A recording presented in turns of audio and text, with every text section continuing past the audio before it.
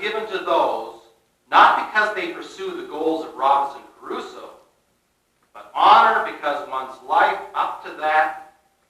live up to that which is beyond one's self-interest. A person of honor and character tells a common story, not an individual story. There is hope for our society because you are not deodorized, not devoid of stories, ennobling stories, but filled with all the healthy stories of our shared history. And so I wish for you a successful and honorable story.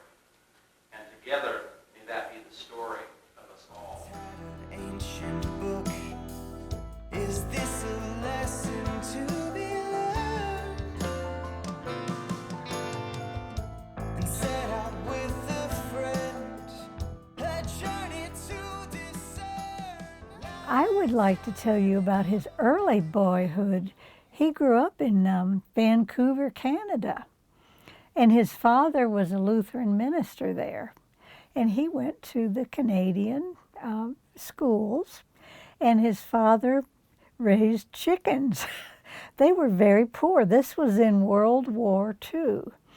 And anyway, his father had these chickens, and Norb and his brothers had to help clean up after the chickens and chase the chickens. And one of the stories that Norb loved to tell was he had a favorite chicken that only had one leg. And every Sunday, his mother would serve a chicken, and it would be one of the chickens that the father had raised. And the boys always fought over the drumstick, and they had to take turns. And the father announced this one Sunday that this chicken only had one drumstick. And Norb was just so hurt. Dad said that when I exited the birth canal, I came out with my index finger first. And I began to shake my index finger, and I immediately began to babble. And I've been babbling ever since. And he said he knew I'd be a man of the word, meant God. And I ended up being a language philosopher. I wonder how much that story influenced me. And we used to play little pranks and do things that we shouldn't do when we were in church while my dad was preaching. So he came up with this great theory that he'd put us to bed on Sunday night, and then he'd ask us about the sermon, what we would tell him about the sermon. And one time I asked a question, and he thought, "Oh, that's a good question." So you know damn well what I did the next Sunday. As he was preaching, I was trying to think of what I could ask him, and he started calling me his little skeptic. And that really was detrimental in a lot of ways to my life. A little skeptic. So it made me a skeptic. I had a hard time in my life overcoming being a skeptic and learning to be more of a believer. He really enjoyed Canada. They had blackouts, from submarines from Germany, and they were fairly closer to Japan than the East Coast. So that was a part of his growing up as a boy. When I was a wee boy, my father every spring would take me out into the garden. And as if it happened yesterday, I remember his words. He said to me, "When I came into the world, it was not desolate because others planted before me. When I leave this world, I want future generations to say, the world is not desolate because I planted." And then almost in a sacramental way, he would take seeds and put them into the ground. And they apparently looked like they were asleep, he said.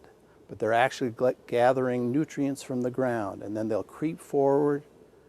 And then later they leap forward and flourish and bring us fruit and shade and beauty. His father was sent to Cincinnati, Ohio, to a Lutheran church there. And Norb went to parochial schools while he was in Cincinnati, and rode the bus to school, and was a city boy, very protective of his two younger brothers.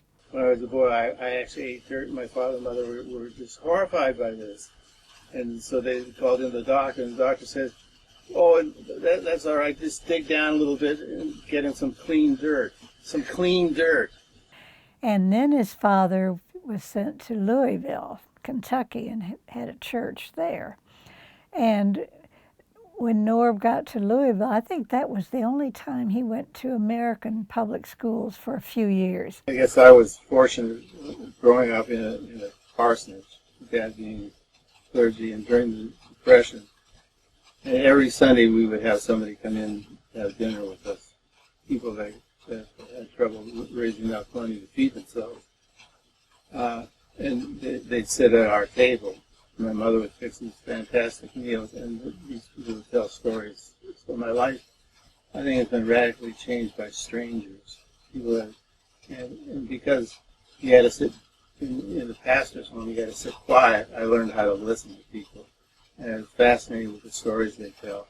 And I kind of built that into my own educational theory. Then for high school, he was sent to the Lutheran boarding school in Fort Wayne, Indiana. It was a pre-ministerial school.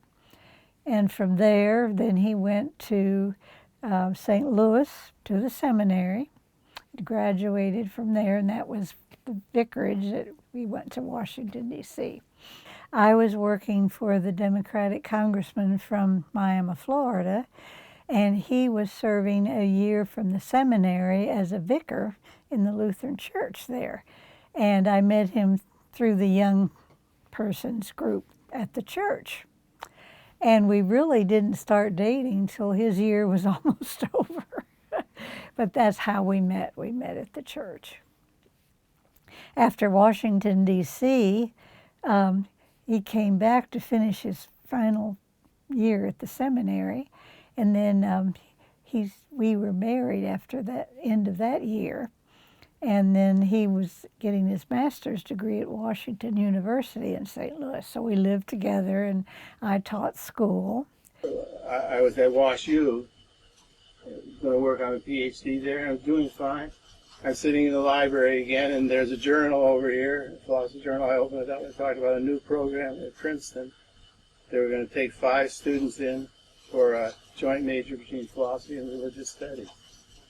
Oh, that's neat. I went to talk to someone at the professors, and they said, Norbert, you should apply for that. That's a better institution than the program here at WashU. You should apply. I apply. And then we had our first child in Princeton University while we were in Princeton. And our daughter lives here in Conway now. She's married, and she has children who are my grandchildren. And how did you guys end up in Arkansas? Well, that's another story. After Princeton, we went to Philadelphia for a year, where our second daughter was born. He was minister of a church there for a year. Then we went to Fort Wayne, Indiana for the senior college there, and that's where our son was born. And Norb taught there for a while, and then he taught at Purdue University. Then we went on sabbatical to Berkeley, California, and we were there for a year. I went to Berkeley on a sabbatical, kind of a research study, to study why young people were going into Eastern religions. And I was sitting in this beautiful house up in Berkeley, looking down over literally millions of people.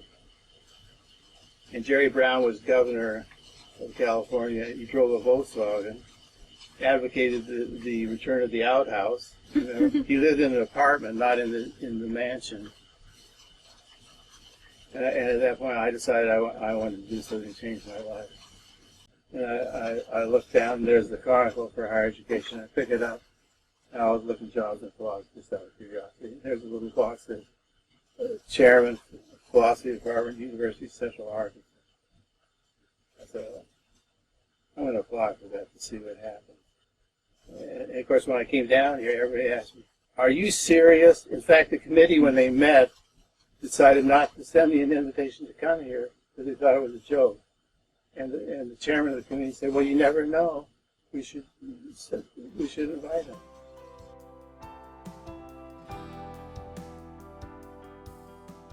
I decided to come to an underdeveloped country, Arkansas. My mother-in-law said, Arkansas, where is that? I came here because I wanted to come to a small town and be able to have an effect on what was going on. And everybody thought I was absolutely out of my mind. It was one of the best things I've ever done in my life. I came in 1976, and I immediately found all these wonderful students who didn't play games with me by asking questions they thought were smart-ass questions, where they got their score by asking questions. They would tell me exactly what they thought, and I could help them work out the implications of what they thought. And they could see where it worked and where it didn't, and start developing the criteria for evaluating a system of ideas. And I met the president of the university under a big oak tree. I mean, this is getting mythologized. But it was a big oak tree. It was an August day. It was hot as hell. There was a concrete bench under that tree. I sat down there, and the president of the university came by and sat down. I said, you know, we should do something for the severely gifted. And he chuckled. He said, what would that be? I said, we should start an honors college for these kids who don't know how good they are. And so I talked a little bit about it. He thought this is a weird old philosopher. That was a Thursday. On Monday, I got this little postcard saying, that's one of the best ideas I've heard of in a long time. I want one of them by next fall. I know the tree story third hand, well, second hand, I guess. My dad was Jeff Ferris. He was the president at the time. And so I know the story from him because he had been president about 7 years, I think, when the Honors College was founded. And so I do know that he and Dr. Schedler had created a friendship, a professional friendship. And Daddy grew up on this campus, literally. His parents were dorm parents when he was in high school. And so, you know, he lived here for a long time, and he loved this place. There's no doubt about that. And so when Dr. Schedler proposed the idea, I know they met somewhere on campus under a tree. I'm not sure I know which tree. But they both, for them, it was a seminal moment. You know, they had a conversation that they both left with a plan of something to do. Dr. Schedler had the plan, I think, before they met, but it was moving forward. And in conversations with Daddy then and then later in life, I know that it was one of the things that he was the most proud of in his tenure, not just as president, but at the university. He was a graduate of here, as was my mother. And UCA has always been such a good school academically, that this was a way to make it better. And I think one of Daddy's focuses was on keeping it, at that time, small enough to have the kind of environment that it was when I went to school here, which was excellent teachers and one-on-one environments with faculty. And so I think for him, Dr. Schedler's dream of an honors college was just an extension of all of that, to build on the strengths that were already here and to give students a chance to have an exceptional education. And it was the first one in the state. I don't know where he got the original idea from, but it sort of fit because, you know, he was a philosopher, and he thought that it would be good to have something special for students who were interested in ideas, in critical thinking and writing and that kind of thing. So it started very slowly. The first few years there weren't as many students, and we were very close to the students. They were in and out of our home on College Avenue all the time. Sometimes they even spent the night. And when we moved from our College Avenue home to the house where we are now, there's a great big living room, dining room area, and he was so excited to get to that house so that he could have classes there. Wow. And that's what we did. We had many, many classes in that house. Wow. Yeah, he'd like to lecture to them and show films and discuss the films. And he loved to be in the garden and do yard work. And he had a lot of fun with that. And he liked to have students come and help. And he was always very funny and jovial. And I used to be able to say things like, don't treat me like a woman. Who the hell would say anything like that now? I mean, you can't get by with saying, don't treat me like a woman. How about don't treat me like a dog? You can't treat a dog anywhere you want. And now you can't say, don't treat me like dirt, because you can't treat dirt any way you want. So there's kind of been an evolution, which is a good thing, right? It's expanding our circle of empathy. Exactly. And so I'm a dirt lover. And when I'm digging the garden, it's almost sacramental to me. And the students did a drawing of a number of kids out in my backyard taking handfuls of dirt and eating it, and then underneath it is Norbert's sacrament of the dirt.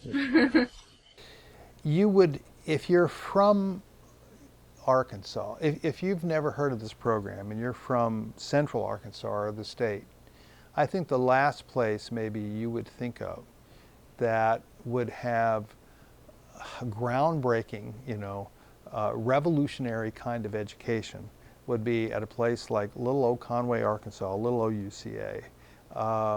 But you would be wrong, because what started here has had a profound impact, not just in the United States, but really throughout the world. Honors education is spreading now.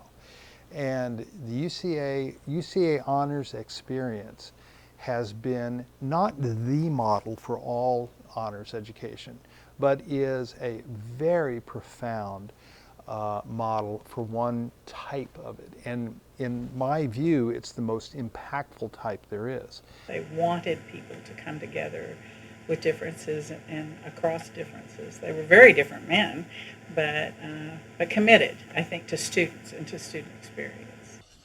And so I just sat down and started thinking, the wonderful thing about it, a lot of things don't work when you have a big group doing it. He told me to do it. I never got any committee. You get a committee, everybody putting their word into it, you get great tapioca pudding. I sat down and thought out ideally what I would want.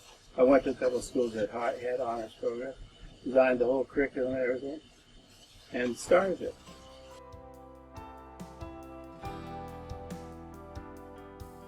During those early years, I guess he was writing it as I came along too, but I didn't participate in writing the first draft. He had to develop a report for the university, really a proposal and report. So it was, what was this thing going to be, and what were we going to do, and why? What was the methodology and the logic behind it? And then as time went on, it was sort of an experiment for 3 or 4 years. Really, was it going to be approved as an ongoing part of the university? He had to then conclude what we learned by studying the behavior of the first class that was brought in '82. And it was not approved by the academic committees till we graduated our first class. And so that became the lively experiment, and then the challenge became a document that talked about the latter 2 years, the minor, that involved, the capstone project, or it was called a thesis at that time, the Oxford tutorial, and the senior seminar, and so on. And so that document involved a lot of the background material that I discussed before that came out of Norb's training as a young man, but also came out of his study of American higher education, its history, its philosophy. Education is not amassing information. It's learning how to assess information. Education is not acquiring certain basic skills. It's learning how to take those skills into ever-changing environments. A good education is centered in those liberating arts that lead to human flourishing. Now that's an education that has a future. So embedded in those documents was a kind of really concise and distilled explanation for the background of what we were doing. And it began to be evident to him very early on that it was helpful to have students read that, so that it was like pulling the curtain back and seeing what was going on, but instead of finding that there's just this little guy and not this big God that's running everything, pulling back the curtain let people to understand what, the whys for the whats and the wherefores for the hows. And that mattered a lot, I think, because it brought all of the students in on the process and not just the outcomes. So those documents were very important. We did then rewrite them in the early 90s, I think. It was the late 80s or early 90s. And I had an opportunity then to contribute at that point. That's another thing that I've tried to instill in my students, that you haven't lived a full life unless you stood at the center of the universe. You feel that way when you're involved in some cause that's moral, that changes the world for the better. I'm not bragging here, but that's been, in a certain way, the story of my life. I was involved in voter registration in Mississippi. I started Earth Day at Purdue. We ate birdseed and our own yogurt and our own sourdough bread, and we had a solar oven, and did that whole thing. And at the first feminist theory course at Big Ten University, I started the first course in men's studies, which has never really developed, which should be as dominant as the feminists. They're going to start soon because men are on the decline. Yes. Once I got involved, I began to realize maybe 2 or 3 things in the first year. I became the assistant director in the fall of '86. And by that time, I began to realize that Norb had built this curriculum based on 2 different factors. One was his own background in private school education, and he brought a kind of British private school experience to the curriculum, and that meant that students were going to start with common core texts that represented the great thinkers of Western civilization. So it was going to be Greco-Roman. There was going to be elements of medievalism. There was going to be modernism from the 1800s into the 1900s, and then we were going to get into postmodernism toward the end. And so that would include existentialism and linguistic philosophy and those kinds of things. And that after that common search for self, which was really going to be the question that the course was organized around, it was then going to move into the social sciences and history and begin to ask questions about what it means to search for commonality, community. The idea, how is society built? How have we survived as a species that allies with one another in order to survive together? And the third course was what happens when tribes form and then they meet other tribes. And so when groups encounter the stranger, you either can welcome the stranger and grow and become creative by adapting their traditions to yours, they to adapting yours to theirs, or it can be hostility. And so we began to study that, partly in terms of religion, but partly in terms of many, many other factors as well. And then the fourth element, and I think this came again from his background, was to study the idea of beauty or the arts. And so what you see there, anybody who's been through the Honors College, an alum, will immediately think, oh, that's Honors Corps 1 through 4. That's exactly how it was. It was like that when I went through there. It's still like that. That idea is still there. It's being studied, explored, expressed. Students are doing different things in relation to it, but it's still there. And so throughout the curriculum, you could see in the early years, but certainly in the latter part of the honors curriculum too, in the junior, senior year, many, many instances within classes and outside of classes in which students would begin to teach each other, begin to make a case, do a presentation, argue for something that they believed in. I mean, it became codified ultimately in the sophomore lecture, which was this moment that marked a kind of rite of passage in a way from the early curriculum in the freshman sophomore year to the more independent curriculum that was associated with the minor in the last 2 years. So that was real interesting to me. And then he was bringing in eventually this third idea, which was very Deweyan, that people would be, had an obligation to give back to the community, to be involved in the larger civic affairs of one's other community members. And in this kind of civic engagement, it began with the art of negotiation, the art of collaboration, the art of finding a middle ground and understanding how compromise works, not by just giving in, but by finding really solutions that were mutually beneficial. I mean, that's how you build a community instead of building a monarchy. So much of education, we teach students how to doubt. to analyze things and try to prove things one way or the other. And so it's called the doubting game. Teach people to be doubters. And they come out, particularly out of honors colleges, they often come out as being these kids that think they're so smart because of the kind of questions they ask. What I try to teach you is not the doubting game, but the believing game. And that when you meet somebody else, the first thing you should do is try to pass over into their point of view. To understand, I mean, think of the metaphor and understand. Understand the other person. Walk with the other person. To listen to them. Because you can't really reject the view unless you first understand the view. You know how frustrating it is not to be acknowledged when you want to make an argument. The person is not listening to you. So I think a great deal of education, and it develops into a narrative theory, too, in terms of ethics. Just say a word about it. I think the believing game was important to me. A lot of my students keep telling me how important that was when they meet people, to listen to them first and try to help them into speech. Try to help the other person before you defend your view. It's only then you can really reject the view. From a professor's point of view, you were judging internally to the class the quality of the work of students in their own writing.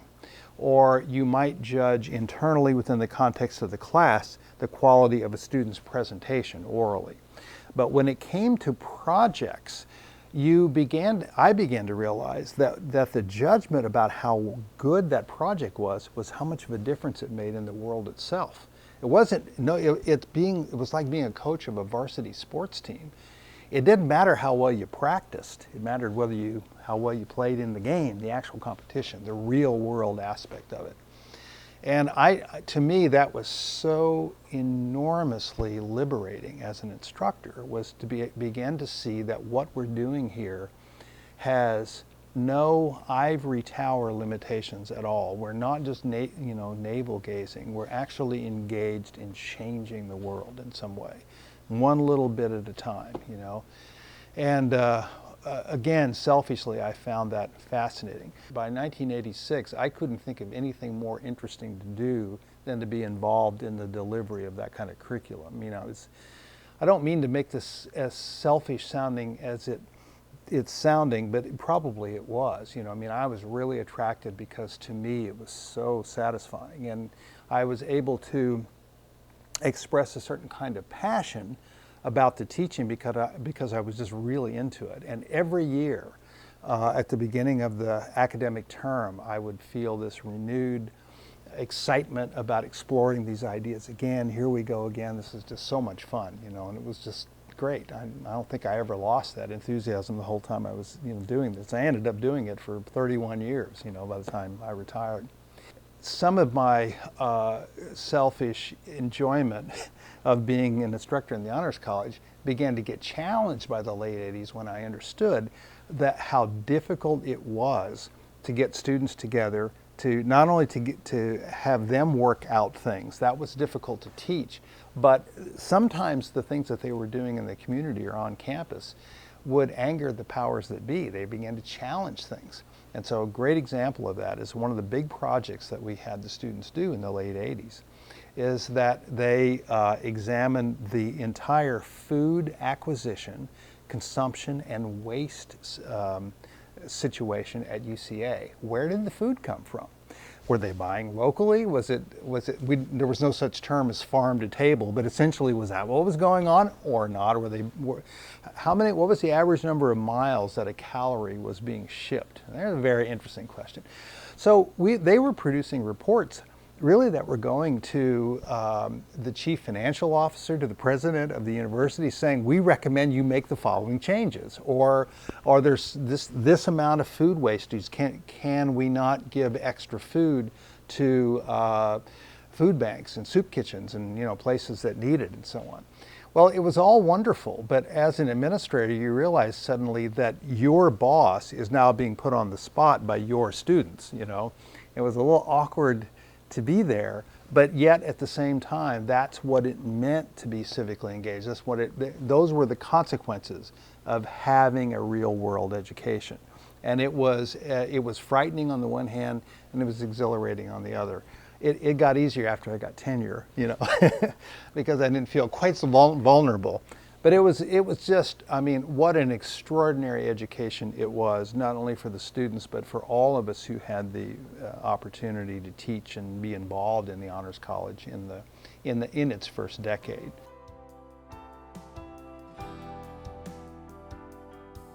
Parents' Day was a tradition started really early on in the Honors College. It was, Rick and Norb were kind of the, key individuals who brought that tradition into the Honors College.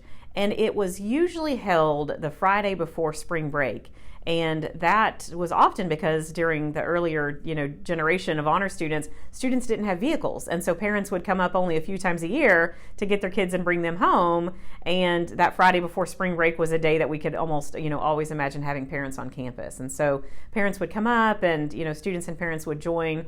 And the parents would get to hear a little bit about what their sons and daughters were learning in the classroom and what that experience was like for them. And of course, there was always entertainment as well. So I throw the ball to naturally. But you don't. I throw the ball to who? Naturally. That's what I'm saying. No, you can't say it that way. I throw the ball to who? Naturally. You ask me. All right? You throw the ball to who? Naturally. Same as yours. No, it isn't. I throw the ball to who? Naturally. Naturally. Well, whoever it is loses the ball, so the guy runs to second, okay? Who picks up the ball and throws it to what? What throws it to? I don't know. I don't know throws it to tomorrow. Triple play. That's right. Another guy gets up and there's a long fly to the Cubs. Why? I don't know. He's on third base, and frankly, who's to say? What did you say? I said, who's to say? Oh, that's our shortstop. He's an honor sophomore.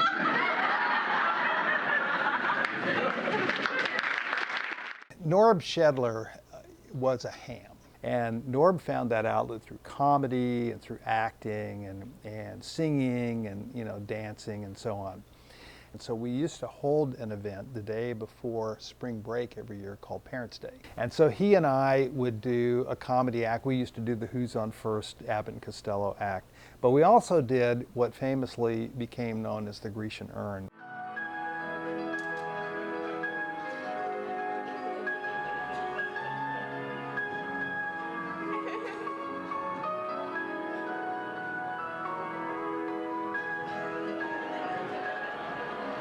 And we took the stage, and there was that water music playing, and we were dancing, and we'd dance around, and then he would kneel, and I would pour water into his pitcher.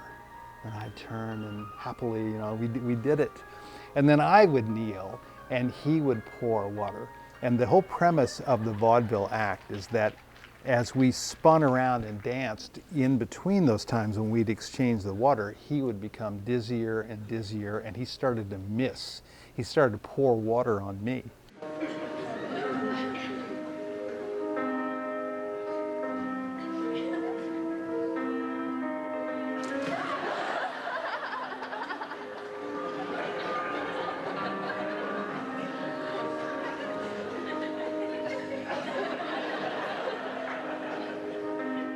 And toward the end of the dance, he completely drenched me. In fact, the last thing we had to do, this was not easy. We had to take a drink, and then he would be kneeled down, and I would have to create a fountain, right? And go. And I used to be able to more or less do it. But then he would do it and do what is classically called a spit take. It would be all, one time he did so much water in my face, it literally took my breath away. I mean, I'm gasping for air, and everybody's laughing at me gasping, and I'm really gasping. I turn, my glasses are all wet, People are roaring.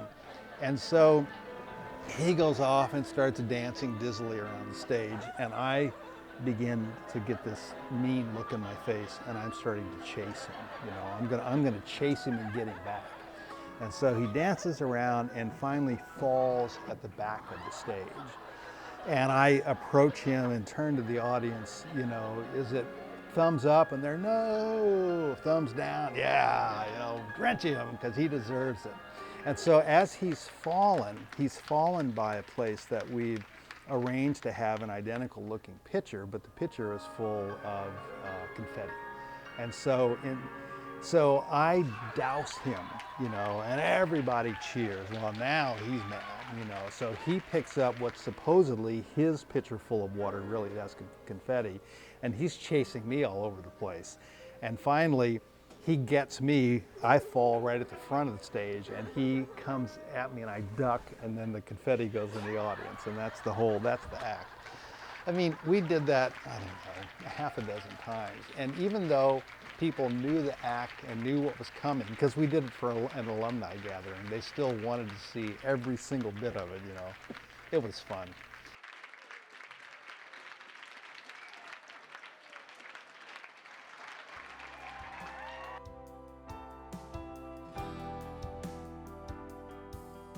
Challenge Week started also in the, I guess the middle to late 80s.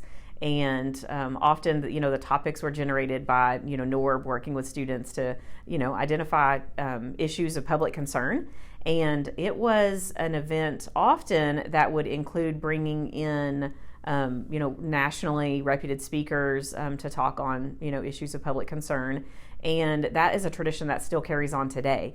When looking at Challenge Week, we always try to have at least one national level speaker, as well as bringing in, potentially regional and state representatives of the topic, and often local. And so sometimes that's the exact approach that we take in filling in the speakers, is trying to get each of those, different lenses. Other times we take, when it's appropriate, we have a topic and then we look at a lot of different disciplinary lenses. And so we bring in different speakers who can speak to a topic in a lot of disciplinary ways. And so it kind of depends on the topic and how, that works out. But that's been a tradition for many years and is still going on.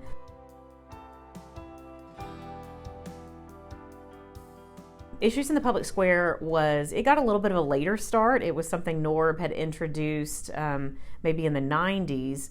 And at that time, it was actually bringing together students who may have been involved in other honors programs in the state. Eventually, it included inviting students who were in the Clinton School of Public Service. And it was, rather than kind of more of a speaker themed, like Challenge Week, where we bring in experts, it was getting these groups of students together to talk about critical issues. And that, issues in the public square, right, was, there would be a theme for the year, and then we'd bring students together. And often there would be moderators. We would bring in, different individuals to facilitate, and sometimes speakers related to the topic, but it would not always center around, a chosen speaker like Challenge Week. And that event seems to have kind of gone away in the 2000s at some point. We brought it back about 5 years ago. And so it's now in combination with our sophomore lectures, which has been a tradition in the Honors College since the very beginning.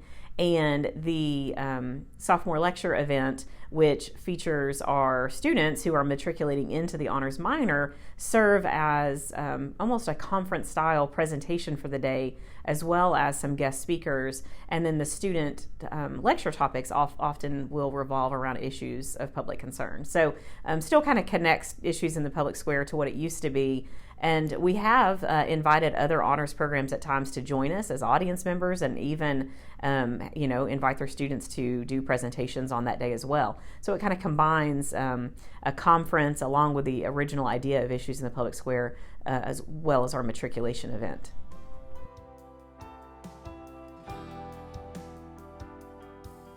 In the both fall and spring semester, on usually our study day, the campus study day, the Friday before final exams, the Honors College will host Capstone Day, Capstone Presentation Day, and students will invite family if they choose to. They invite, their mentor and other, individuals from their department, as well as their friends in honors and other individuals that they choose to. And we'll deliver a presentation of their final capstone project. And so they're essentially kind of giving a defense of that project. They are now the experts on that topic. And so that is what their years of, honors training is giving them a chance to do, is to really become, to take what they've learned and to really author that and have a chance, to be to build on that knowledge and to share something new from their own lenses.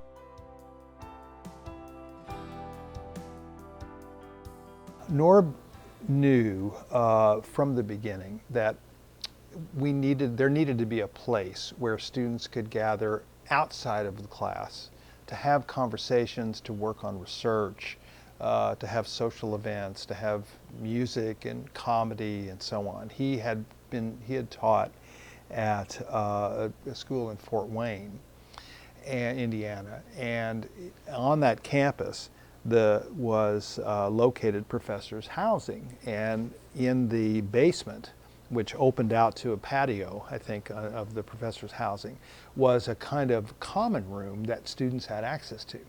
And so if a faculty member wanted to, after dinner or on a weekend, he or she could go down into the basement and there might be students hanging out there, or they could schedule things, where that would be these social places. And it would allow people to develop friendships and relationships with one another, faculty to students, students with one another, that were not just codified by the roles of professor or student. They could be broader than that. And it facilitated a more of a give and take. It let people take risks and try out ideas where they might otherwise be inhibited. It was just wonderful. And plus people could work on projects together and so on. Having that experience at Fort Wayne a number of years ago, by the time he started honors here, he thought we need to have a place like that. And so in the early 80s, the third floor of McAllister Hall was not really being used for much of anything. There was a continuing education program taking place in the first floor, and nothing was going on up here. And up in the fourth floor, there was just nothing but pigeons roosting and old chests of drawers from students 20, 40, 50 years ago that had left them here when they'd moved away.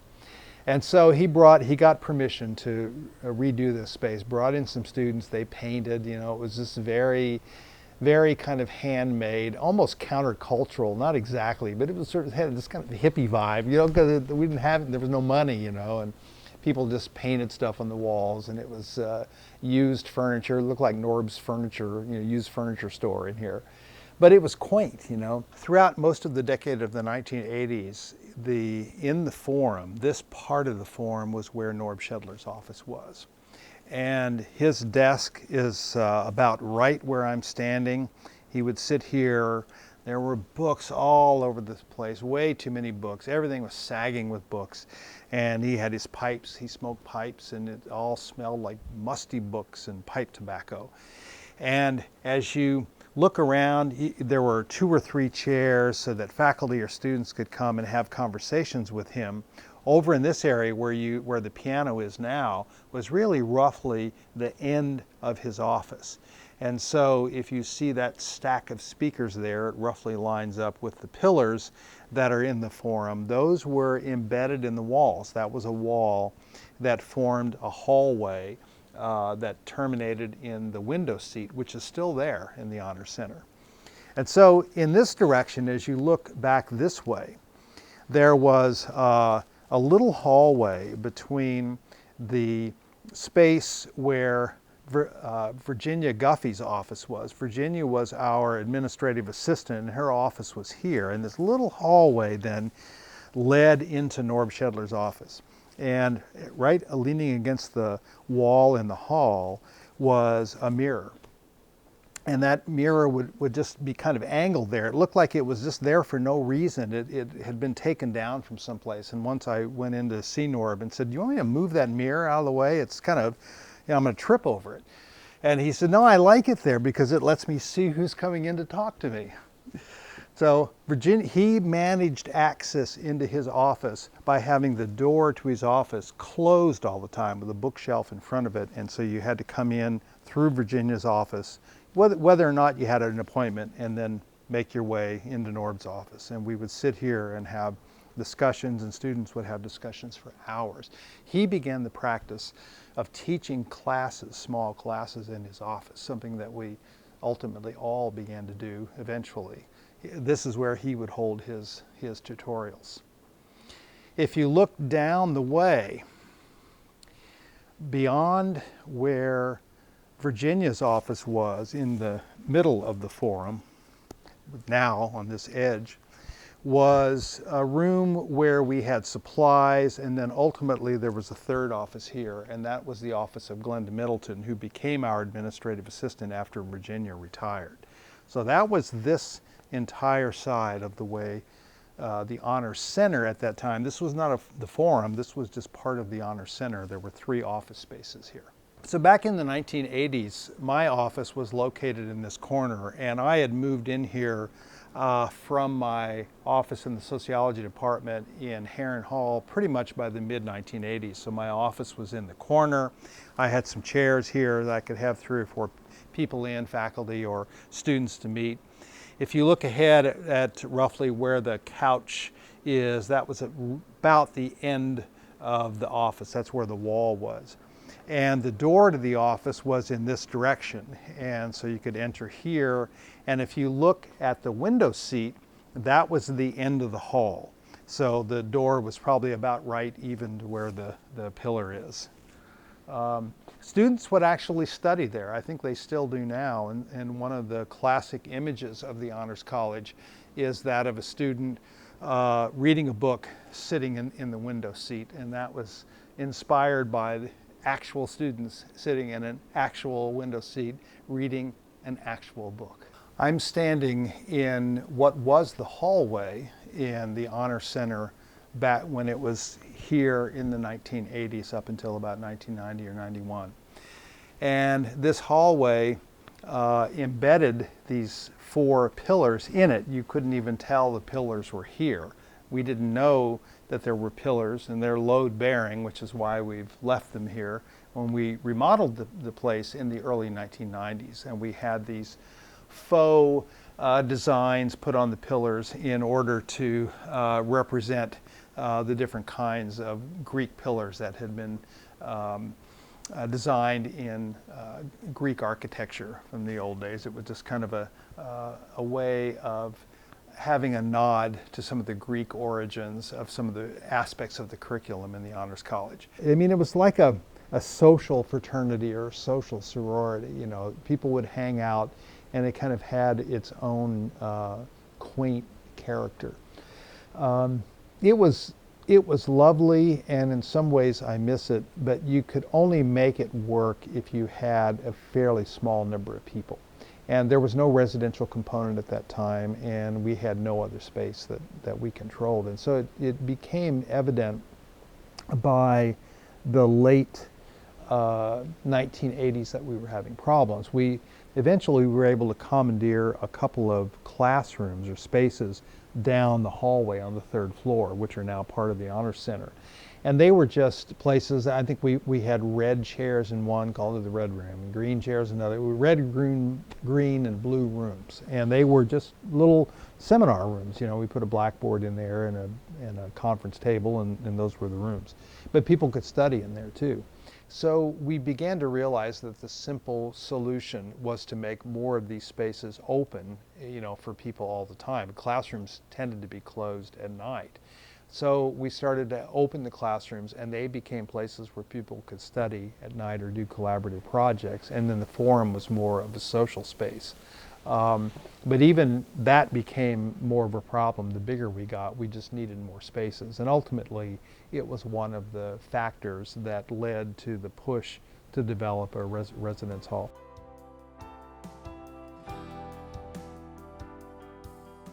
And I think what we began to realize by the second decade, as we got into the 90s, is that there was a missing component.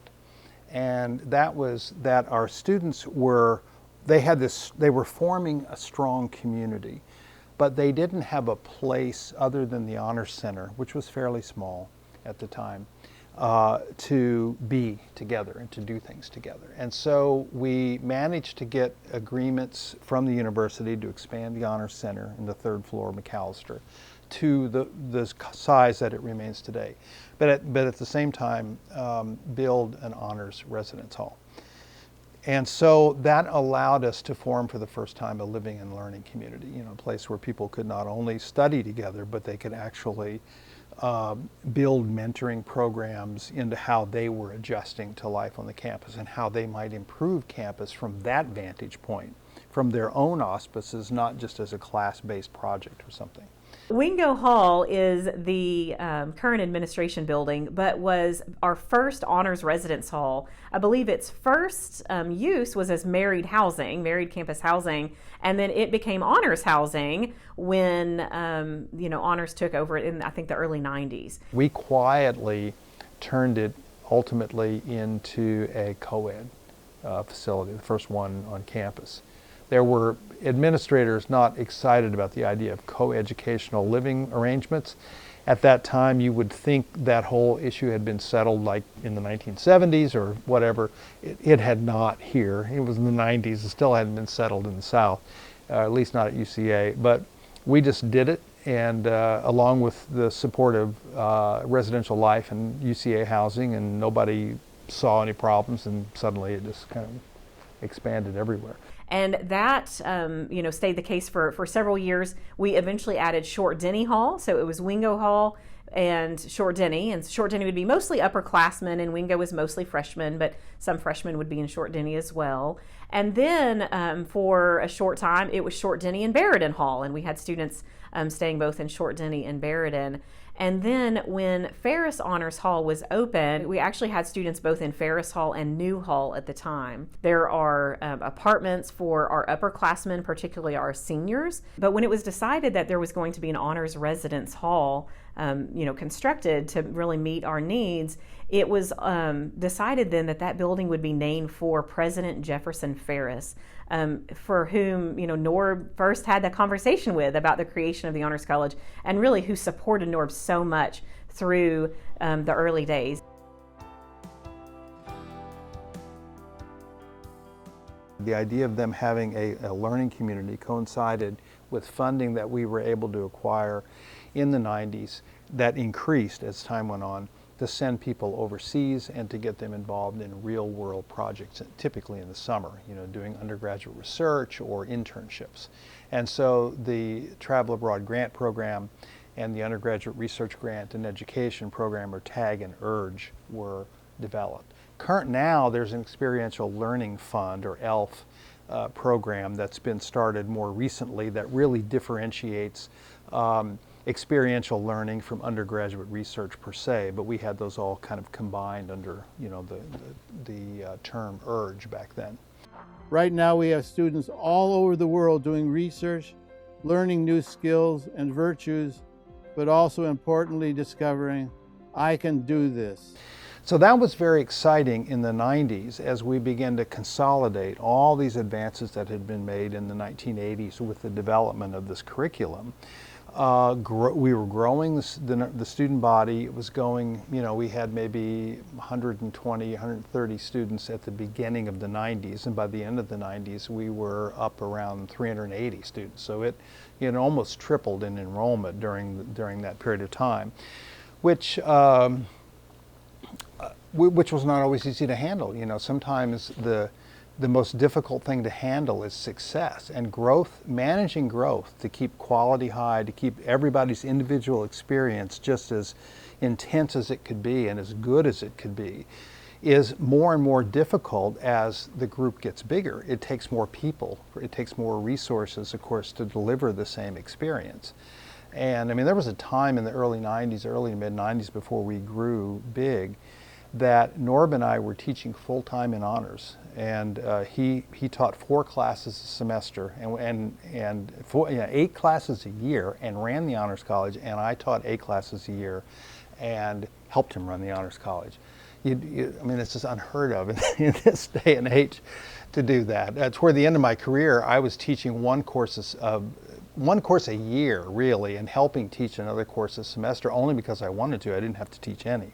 But what that meant is that he and I together were in contact with every honor student in the honors college every year. Either he or I, or sometimes both of us would so we knew everybody. So the challenge as we became bigger is that we were trying to raise the stakes on the kinds of experiences that students had, experiences we no longer could shape. You can't shape study abroad unless you happen to be the one that leads study abroad. Norb never led a study abroad class. I led 2. One was the very last very last class I taught in 2017 as I was going into retirement. So you're handing off students to the world and to other people. It's scary, it's wonderful, but you don't exactly know how it's going to turn out. That turned out great. And you're handing students off to do research with other people, and you're handing students off to do internships. But we were also increasingly handing students off to other instructors that we were hiring or bringing in to the Honors College to help teach this growing number of students.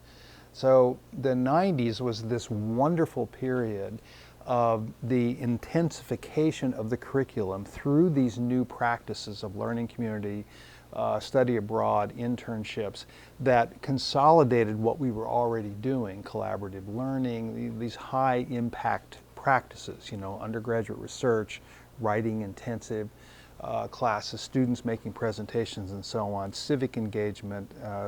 We were consolidating all that, but now growing the experience. And it therefore was becoming more diffuse by the end of the decade.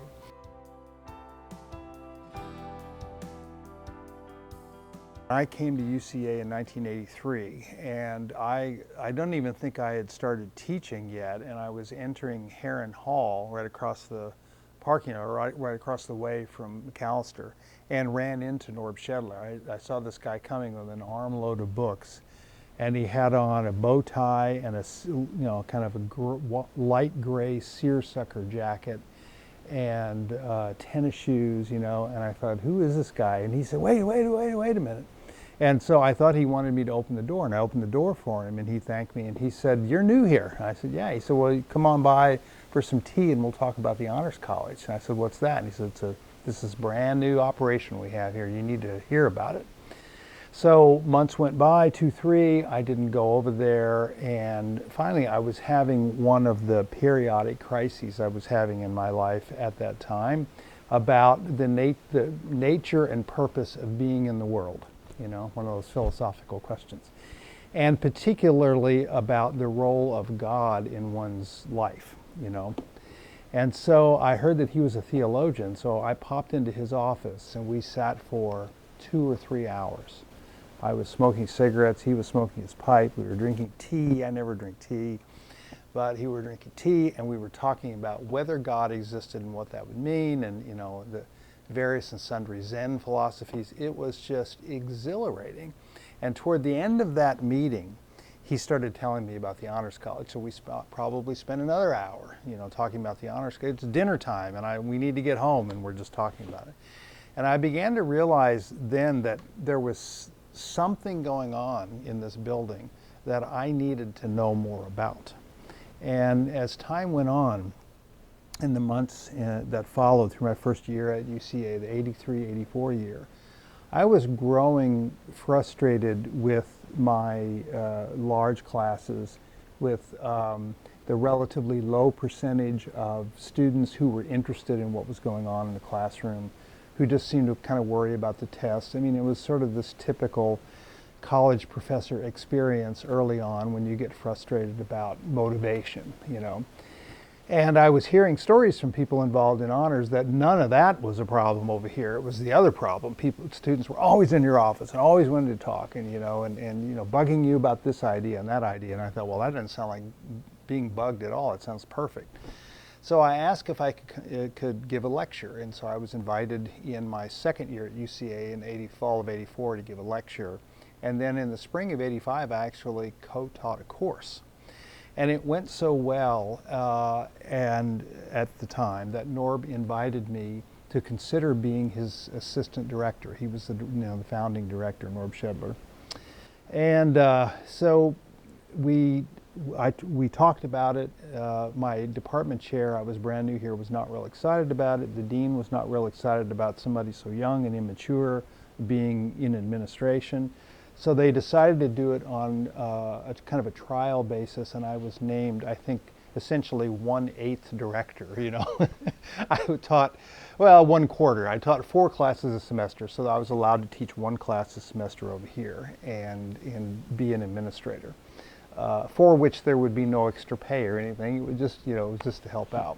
It was, it was life-changing for me because I was able to immediately see something going on here that I couldn't do in my department, which was to participate in interdisciplinary studies. And it was clear to me, even as a young man, that all the fascinating questions couldn't be contained within a discipline.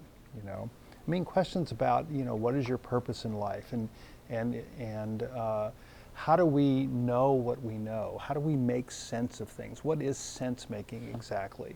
What is empirical mean? What are data? All those kinds of things were fascinating to me as a social scientist. But I wanted to explore them not just social scientifically, but also as a philosopher, or in terms of literature, or in terms of film, and so we had all these opportunities here to do this kind of thing. That's what attracted me. We began to bring in many of the faculty who now are, who have become veterans, and so Donna Bowman was our first hire, and she was for a while an administrator here, but is now just fully immersed in teaching and doing wonderful research. We brought in Allison Wallace, and we brought in Doug. And Doug and Allison came in at the same time, I think in 2001, along with a couple of other faculty members who were here but then have left. And then we brought Adam in a few years later. We needed somebody who knew more about Asian studies and who was interested in the arts, and he's interested in theater in particular. And then Ellen came along, at least in my career, fairly late in my career, and brought in just a wonderful new energy and brought in ideas about geography and the the constructed world. Cindy came along, then Leah has come along really almost since I've left. She's fairly new.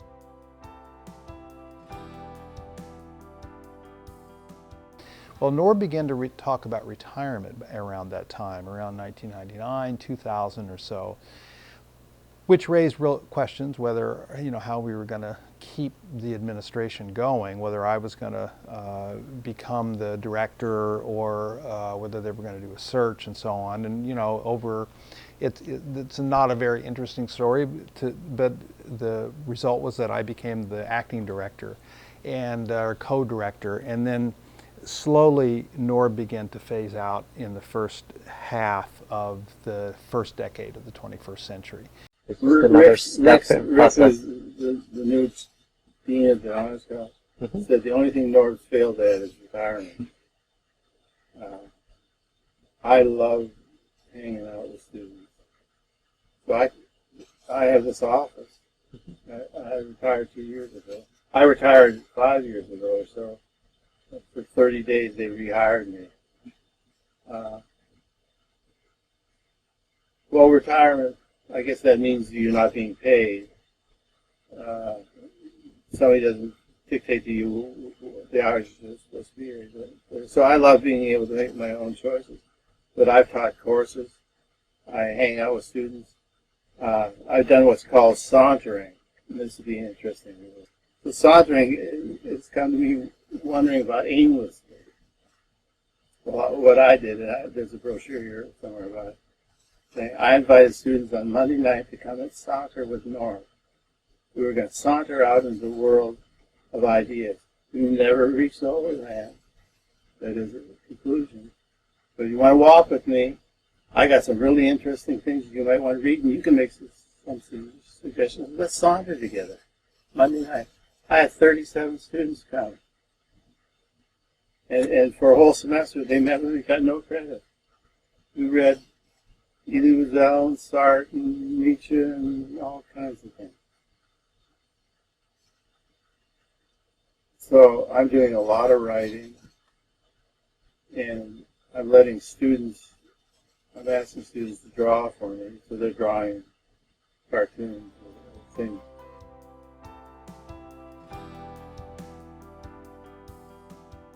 And throughout this process, the most important, to me, the most important hire that we made was bringing in Patricia Smith. I started in the Honors College first as a student in 1997 to 2001, and came back in 2005 as the coordinator of student services.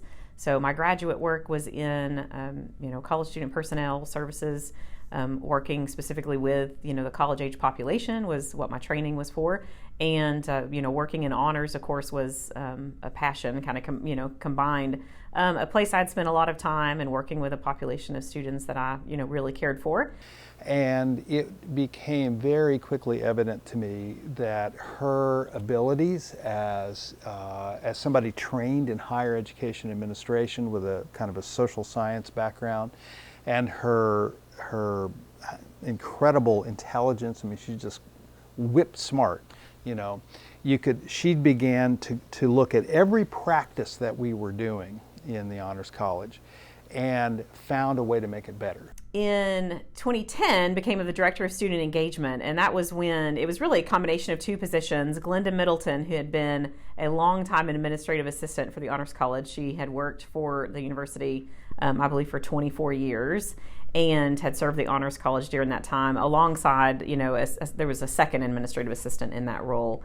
So we had two admins at the time. And so Lanita Addison is now, one of those, but Glenda's position, which was doing a lot more than administrative, assistant type work by the time she retired, it was combined with the coordinator of student services for the director of student engagement in 2010.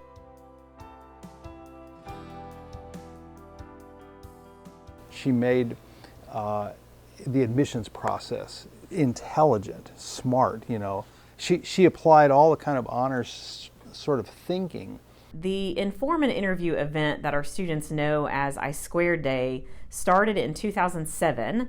And so I came in 2005, and the faculty were interviewing students for the incoming, class of Schedler Honors College. And those interviews would take up, one of my observations, right, as a new staff member, and it was that in the spring semester, it took up every minute of the faculty members' time. When they weren't in class, they would come down and interview a student. And at the time, we were admitting 150 students, right? So they were conducting at least 150 interviews, but really it was more than that because not every student would receive an offer, and not every student would choose to join even if they did. And so the faculty in between classes were spending time in the conference room, visiting sometimes with, just one family, sometimes two families. And they would give a quick orientation to the Honors College, as well as, ask the students questions to kind of determine whether or not they thought the student would be a good fit. But ultimately, it was, being both time consuming and not doing a great job of introducing students to what they were really getting into. And so with the Inform and Interview event, it was also inspired by, that first semester that I worked here and saw our attrition rate. That we had students who, 150 students who joined, and then by the end of the first year, 20 or so had decided it was no longer a fit for them. And that was not uncommon. And in fact, for honors programs around the nation, that was still really good. But, I really thought we could do better. And so I set out through a qualitative approach with the faculty to identify what did they think made a good honors student. And the Inform and Interview event, through the essays that were introduced as part of that process, reading Peter Elvo's essay and responding to that, that's been in place since 2007. Having an essay that, asks students to really evaluate and learn about the Honors College mission, vision, values, and, figure out how that relates to their own interests and their own academic plans. Those are ways that, through the process of applying for the Honors College, the students are learning more about our program. And then on Inform and Interview Day, we have, discussions about our values, vision, and mission. We have a nuts and bolts section where we really tell students what to expect. And the afternoon is really crafted to give students a real look at what would it be like to be in an Honors College class. And so we'll tell students on that day, if you walk out of your interview, having really enjoyed yourself, really excited, thinking, man, I didn't expect to come to an interview, and having learned something from my peers, but that was my experience, right? And you enjoy that, then you can, probably expect that you'll enjoy an Honors College class. However, if you walk out of that day saying, man, that was just not something that I think I want to do, I didn't really like, people asking me what I think about things, then it's probably not going to be a good fit. And so even if you were to get an offer, you should really consider whether or not you want, you would enjoy engaging in the type of academic experience that the Honors College offers. And so we have seen our retention rates go up considerably because the students who are admitted really know what they're signing on for. They don't just get into Core 1 and say, what is this? What's happening here? They really, both are, prepared to know what to expect and are supported through that experience in ways that we did not have in 2005. And so that's been, a way that has really allowed us to successfully match students to our program.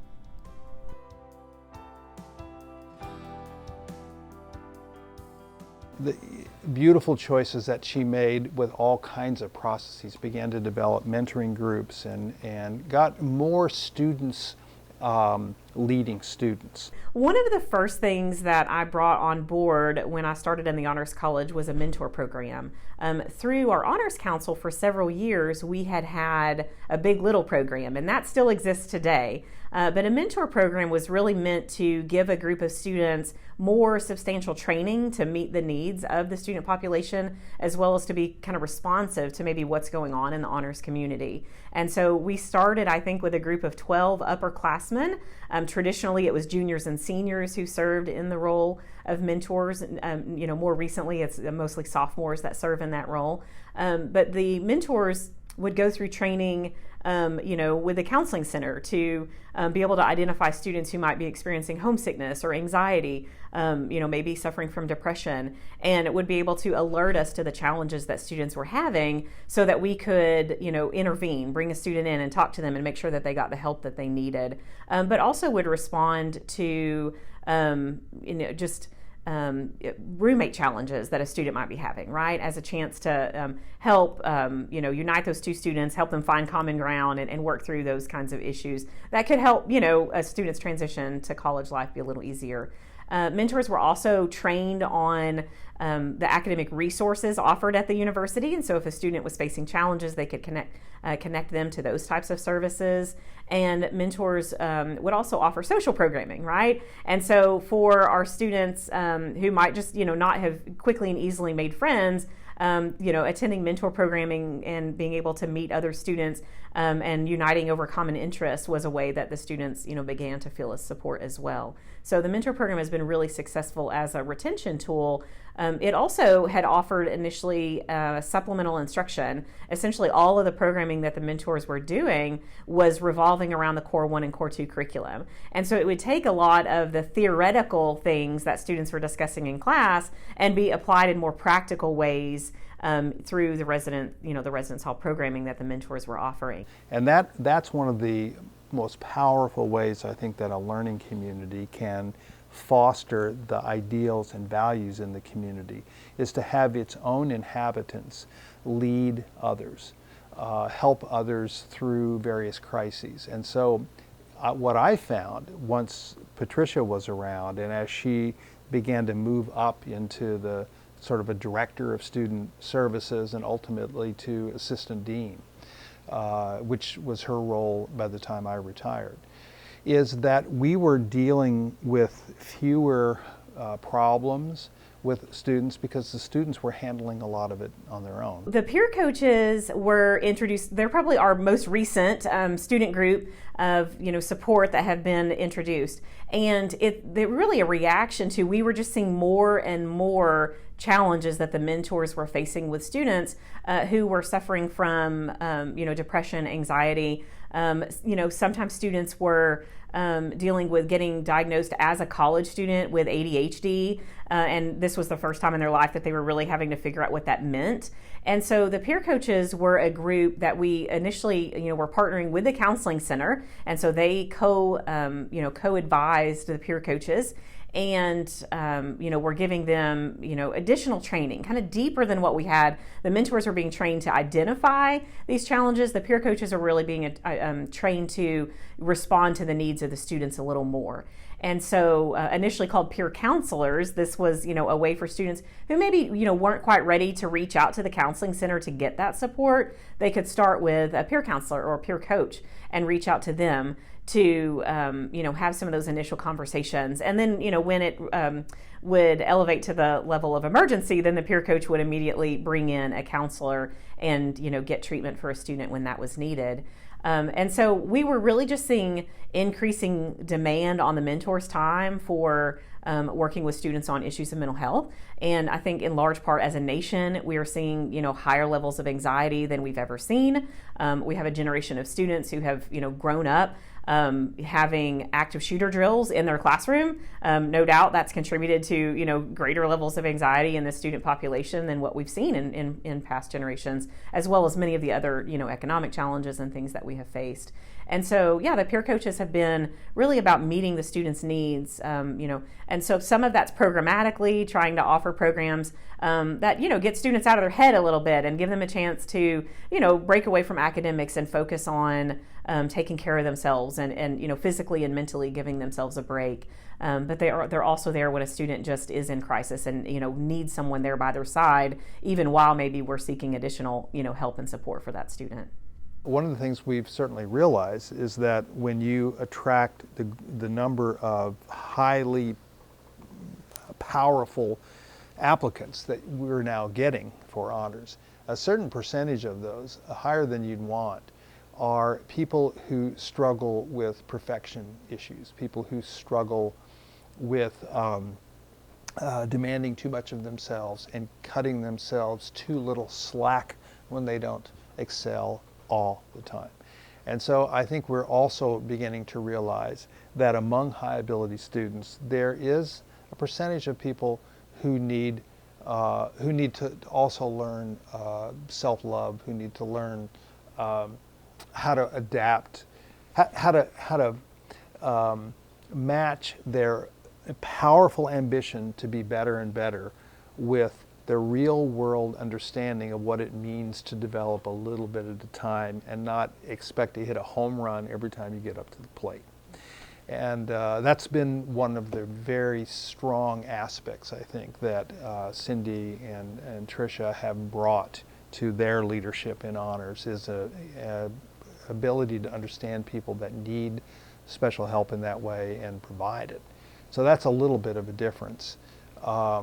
It may have been there all the time, but again, the level of preparedness for our students has gone up, so the percentage of people with perfectionism issues has probably gone up as well. The Honors Council was a student group that was started really as an advisory committee. This is a group that would give us input on what types of seminar classes we wanted to see taught in the minor. They would hold curriculum conferences every year, and students would bring forward ideas about classes. The Honors Council was a group that the director or the dean could go to and kind of ask programmatically what it was that we wanted to see. And the Honors Council was also the original group that would accompany the incoming freshmen to the retreats. And so that was changed out for the mentors when the mentor program came along, because that was a group who had more training for that. But the Honors Council continues to do welcome programming for the incoming freshman class, and as well as other programming throughout the academic year. So while the majority of our students start off living in Ferris Honors Hall, nowadays not everyone is there. Some are staying in other honors housing, and some are off campus. And the Honors Council is really that one group that continues to offer programming that is community-wide, so not just specific to the residence halls. And so the Honors Council continues to meet that way.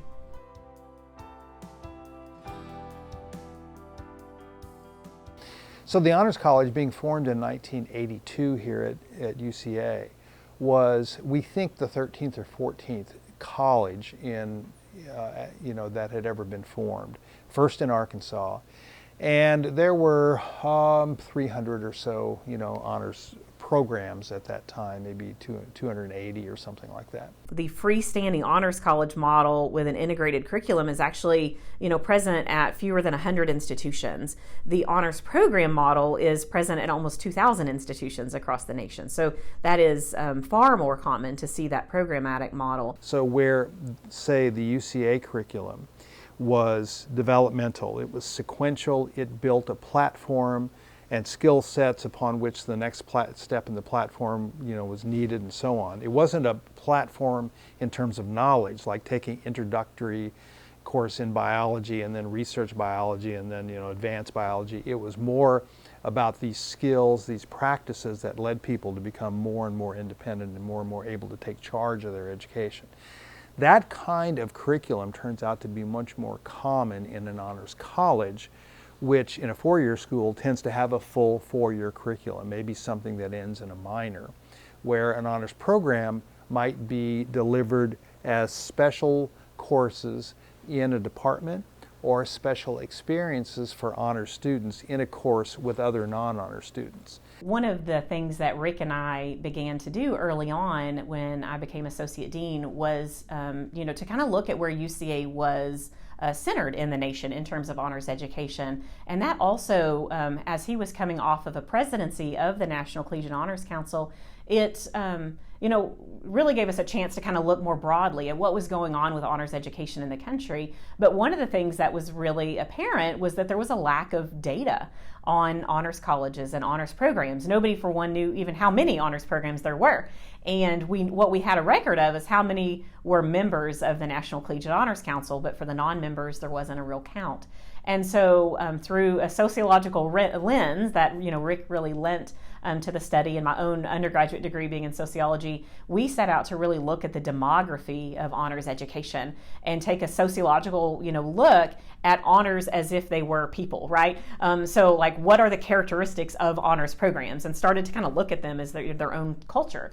And so we have several studies that we published through the Journal of National Collegiate Honors Council in a book chapter that really laid the groundwork in honors education and starting to really begin to characterize and share what, some of the differences between programs and colleges and what that looks like. And, how are, institutions who've been members of NCHC, how have they started to, look as honors programs? What are their characteristics versus the characteristics who haven't been a part of that national movement, who have developed honors programs but really haven't been a part of the national conversation? So they started to take a different shape. And so we have, some publications that we have done on that work, and really, with Rick starting a lot of the research in that area. And then as he's retired, it's work that I've continued and have just with another, colleague, have this year coming out a chapter that looks at honors colleges nationally with the deepest, dive into those characteristics as ever's been conducted. And so that work will be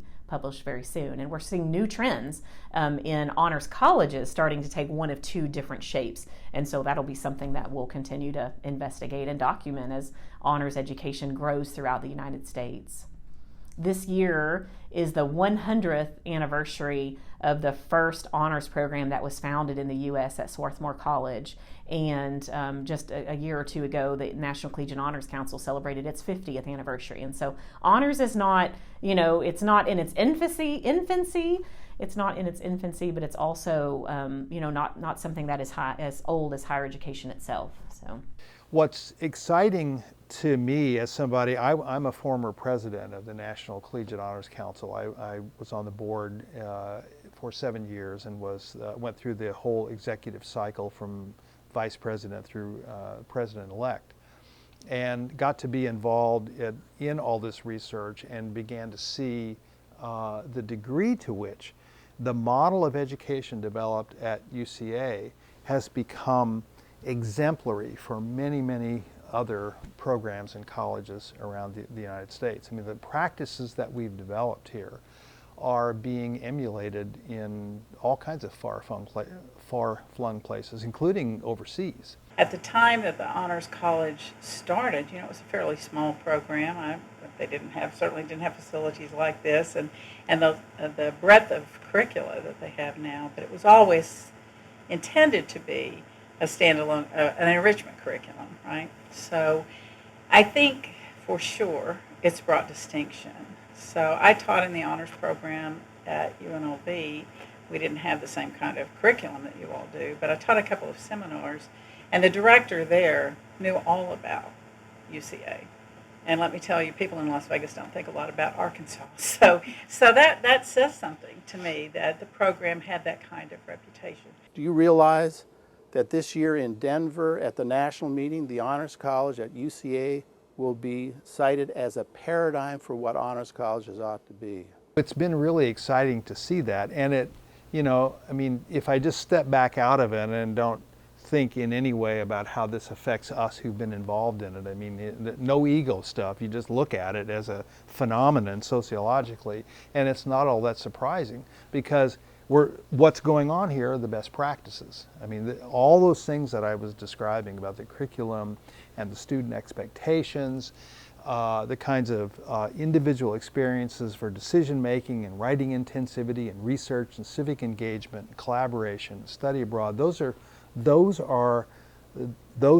the educational practices that produce the most transformation in a student that there can be. The least transformation comes from sitting down quietly and typing into a laptop or a tablet or writing notes while somebody is droning on in a lecture. Those don't change people. They just turn you into some kind of a note taker. You can remember that stuff for 2 months, and when the class is over, 6 months later, you've forgotten 50% of it, and a year later, you've forgotten 90% of it based on research. But when you're responsible for the education, you're going to not only remember it, you're going to use it.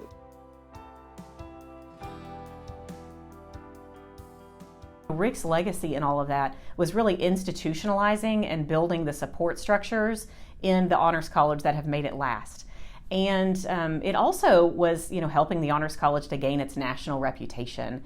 Rick became very active in the National Collegiate Honors Council, and the more people heard about the Honors College at UCA, the more it began to be modeled and became a model for honors honors colleges across the nation. And so Rick had no small part in that, really, in helping the Norbert O. Schedler Honors College name really be recognized throughout the nation.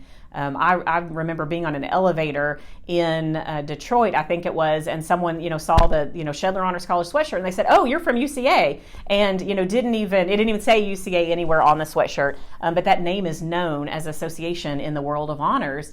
In large part because of him taking what we've done and sharing it with the country and helping others to be able to benefit from that and learn from what we're doing. But it's allowed honor students across the nation to benefit from what Norb started and what Rick has really propagated across the country.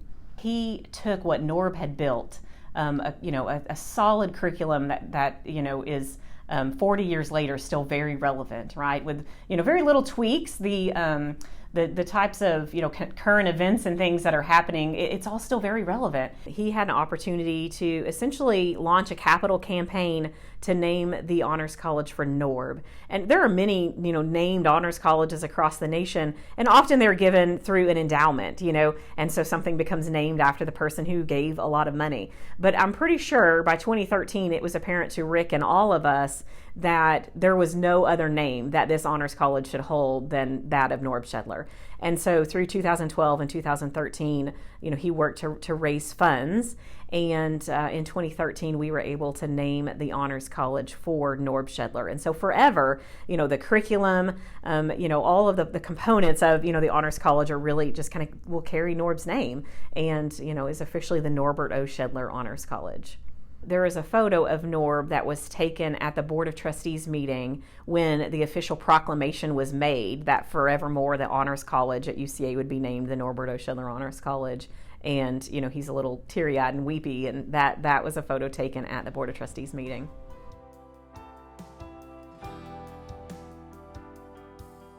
Norb had kind of trained up Rick, and so Rick became, the director when Norb retired, and then Rick was the first ever dean of the Honors College when the position was transitioned from a director to a deanship. And at that time, Donna Bowman was serving as the associate dean and had really had, maybe an opportunity to have, kind of been training to serve as dean, but it just didn't really fit what she wanted to do. She's a scholar. She really wanted to spend the time with research, and teaching is her passion. And so she wanted really to go back to the classroom full time. And so when that was the position that when she decided to step down, that became available for me in 2014 to apply to fill as associate dean. And even then, it was a national search. There were other external candidates that were interviewed for the associate dean, as well as, the dean position when Rick retired. During my third year as associate dean, Rick Scott had retired, and then we held a national search to replace Rick. and it was a failed search. We did not find, someone that we thought was a good fit at that time, and had planned to rerun the search. But just kind of with a couple of administrative changes, and we had an interim provost and waiting for the provost, permanent provost to come on board. During that time, I was serving as the interim dean, and ended up just with full faculty support, getting named, permanently as the dean by the new provost, Patty Poulter. So it's been kind of a, long history from 2005 to, 2021, becoming the, permanent dean of the Honors College, or 2020, I guess. And then now this year having Leah Horton come on as the associate dean in 2021.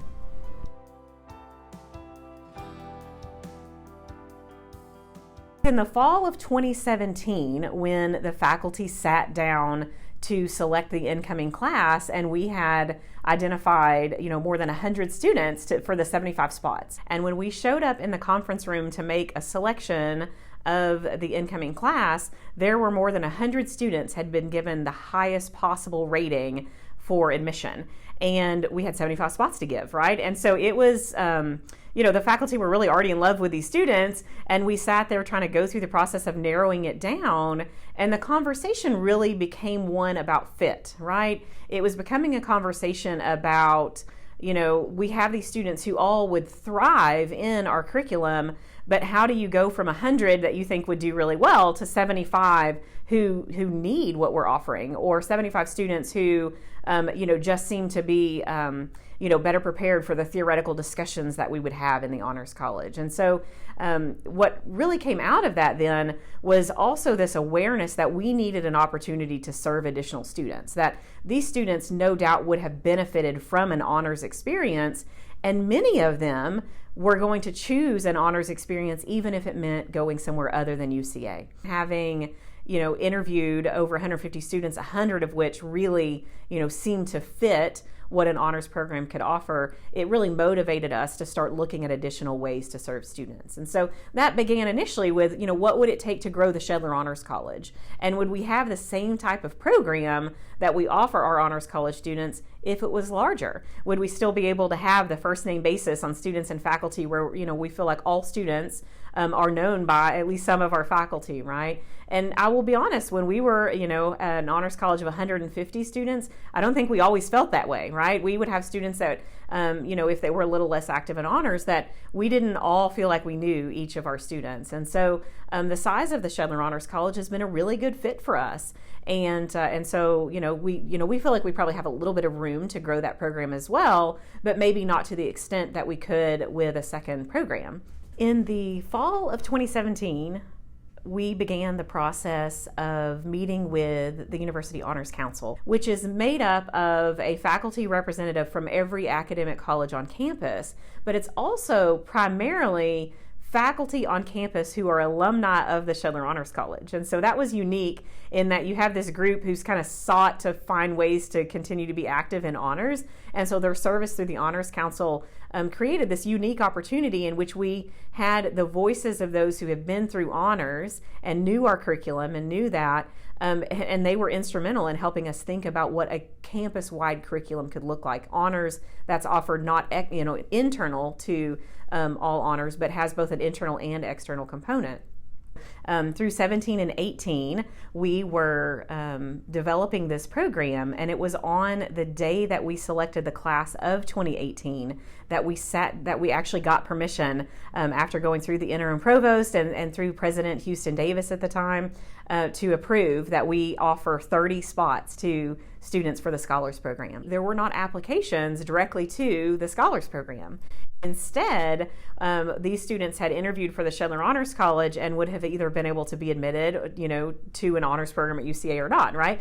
And so we were able to offer the 75 spots in the Schedler Honors College, but were given permission to offer additional spots to students in the University Scholars Program. And so that first cohort was 28 students in the University Scholars Program. And those students, had a newly designed curriculum. And that curriculum starts with a course on expertise and leadership. It is a leadership course that is actually inspired by the teachings of the Schedler Honors College. And so where the Schedler Honors College curriculum is very theoretical, and we talk a lot, about the interdisciplinary lenses that we use to examine many of the ideas. We also talk about the breadth and interdisciplinarity of the Schedler Honors College. Well, the Scholars Program was really designed to be more one that focused on depth, but that took the practical application of the theory of the Schedler Honors College and put that in practice for students who were looking for more of a practical application-based experience. And so being a good fit for students who were going, who knew that they were looking to go into professional fields. And so it's very much a leadership curriculum that is, designed on that application of the theories that we study in the Schedler Honors College. So there's a lot of connection between the founding documents still that founded the Schedler Honors College and what the students are doing in the Scholars Program. And I don't know even if the students really realize that there is that type of, that the curriculums inform each other in that way. They had a living learning community that they walked into on day one that included honors mentors, students who were, had been through honors experience and were there and ready to serve. And so there were a lot of things that really set that program off to be successful from the beginning, not the least of which was that we had 35 years of experience offering honors education at UCA, and we knew a lot of what helped students to be retained. And so from day one, they had a mentor program, they had orientation events, they had, an opportunity to kind of be supported through the curriculum that they were going into. They had an academic advisor that knew their needs and knew their curriculum. And so there were a lot of things, from the very beginning that helped that program to be successful.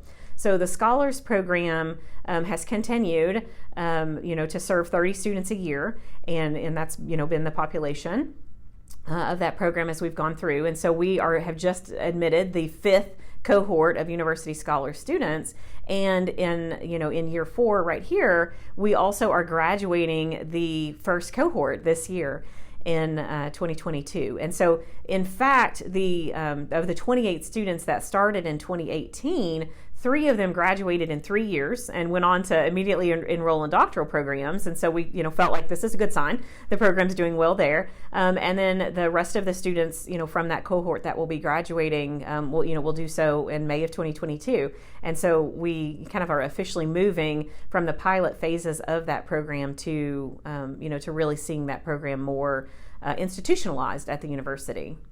There are approximately 1,500 to 2,000 honors programs currently within the United States, and that programmatic model structurally is very different than an honors college model. For one, far less likely to have its own faculty and is more likely to be delivered within the academic colleges. And so the Scholars Program, when it was introduced, was truly an honors program versus the honors college model that the Schedler Honors College takes on.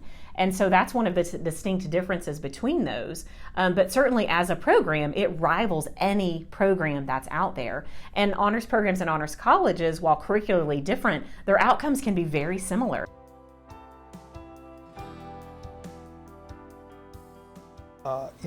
In some subtle ways over time. I mean, part of what changed, I described earlier as it became more, less about one or two charismatic. I mean, certainly Norbert was charismatic. Was I? I don't know. But we had a couple of people who were the source of the energy and the passion and the ideas around things that students would collect around. And that, as that became more diffuse and there were more of us, that could not be the way you could deliver, a program. And so we had to find ways to instill in the curriculum itself and in the practices itself that kind of passion and excitement. It was a matter of transferring charisma from people to processes. And that happened, I think. And it happened, and then all of the people that we hired, fortunately, in the early 2000s and on, then managed to connect with that curriculum and bring their own passion and their own charisma to the delivery. And so I think one of the changes is the diffusion of authority from one or two people to many and into a process. So that's been one change. I think a second has been a shift from an emphasis on just the developmental curriculum and how people went from being receivers of wisdom to the generators of their own wisdom, that whole process that takes place over 4 years, into a set of much more intentional, mindful set of practices that deliver that in a consistent way for a very high percentage of students. And for many years now, both Norb and Rick had it as a goal to have a new honors center. And so with the university's campus master plan, we were on the list that one of these days we would be able to have an honors center. And several times they had plans drawn up for different locations on campus when we thought that it might come to fruition, and just, for whatever reason, the timing wasn't right or the campus budget wasn't right. We just have not been able to meet that quite yet as one of the goals that they set. But coming into the fall of 2023, we are expecting to finally make that dream a reality. And that will be in the year that the Honor Center, along with the Center for Global Engagement, move into what is now Schedler Hall, the art building. And so as you tour through that space now, it's ceramics and pottery and welding and all of the kind of 3D arts. But as those arts move into the new Wingate Center for Fine and Performing Arts, it's going to give us a chance to renovate that space to meet our current and contemporary needs of honors students and honors faculty. And so we're very much looking forward to that coming online in the coming years. We've just started 2022, spring of 2022, and we're looking forward to celebrating our 40th anniversary of the Honors College in 2022 this fall. And so, one of the things that means is that it's given us a chance to kind of pause and reflect on our history. And with the passing of Norbert Schedler in 2019, we really wanted to do something to make sure that all of our current students really still remember and relate to Norb and the legacy. And part of that, I think we've upheld for many years, as students traditionally would read The Challenge and The Lively Experiment going into their sophomore matriculation process. And that's been a part of sophomore matriculation for, many, many years. And even when Norb was, still here as the director. But so that's a tradition that we continue, and so they do read parts of the founding documents that introduce them to the curriculum and the ideas and the original goals behind its kind of theoretical framework. But we also want students to remember a little bit more about Norb as a person. And so, creating a documentary that would allow us to capture some film of Norb, as well as, some of the story of the founding of the Honors College.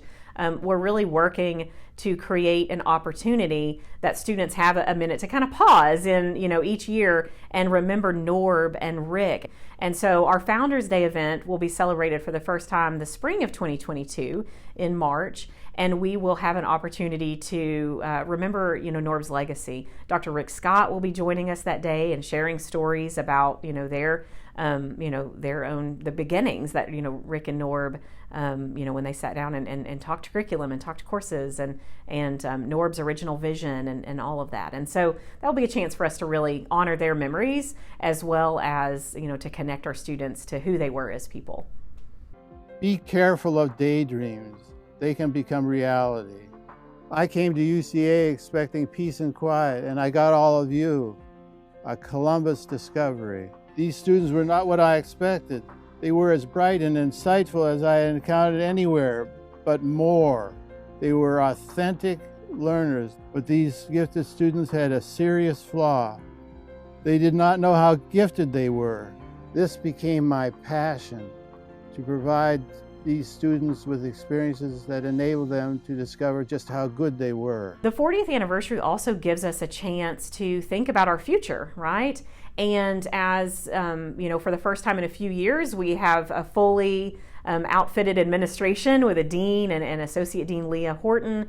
We are going into a phase that we will begin a strategic planning process. And so that's going to begin with a program review where we bring in, honors directors and deans from other institutions to come in and look at our program and give us maybe some feedbacks and external, look at areas of opportunity. But it's also going to, involve our faculty thinking about what the goals for the future are. We have a new opportunity with a new honors center coming online. that we really get to decide what are the next 10 years of the Honors College going to look like. What is the Honors College going to look like when we're celebrating our 50th anniversary? What I think there is in this history is of the Honors College is a powerful maturation, which started out being primarily this innovative curriculum aimed at high ability students and turned into a series of practices that undergraduates could engage in that was subtly and in a seductive way teaching them to teach themselves. You know, they were being asked to do more and more and more, but it was so interesting and so exciting, you could fool yourself into working harder than you realized you were. Kind of like a varsity athlete because you wanted to do it. I mean, you cared that much, or like somebody studying music who's just really into it. We went through that kind of curriculum, those kind of practices, ultimately then into building a student-run, active learning community that was itself generating many of its own norms and practices through its excellence, you know. And when you hear, to use an analogy, when you hear in current times coaches of varsity sports teams and college football teams talking about building culture, and we need to get, the culture of our team right. This is exactly what they're talking about. They're talking about an operation in which the students are leading students, and they're helping create really the next generation of people who are not only student leaders, but then leaders in life itself. I go all over the world. I've been in foreign countries and gone into a bookstore, and there's an honor student. There are 1,500 honors graduates all over the world now. I went to Mississippi, went to Oxford, and went into a restaurant there, and there's an honor student. I went to Lafayette, Colorado with my daughter. I'm in the restaurant and started walking out, and I heard this voice, Norbert, Norb! It's one of my students. They're all, and they're doing so well. I'm proud of that. So I end with these words as I end all my speeches, words adapted from Adler's Seeds. Your days here are short. This is the last of your springs. And now in the serenity and quiet of this lovely place, touch the depths of truth, feel the hand. You will go away with old, good friends. And don't forget when you leave why you came. Keep the conversation going. To each of you, Godspeed.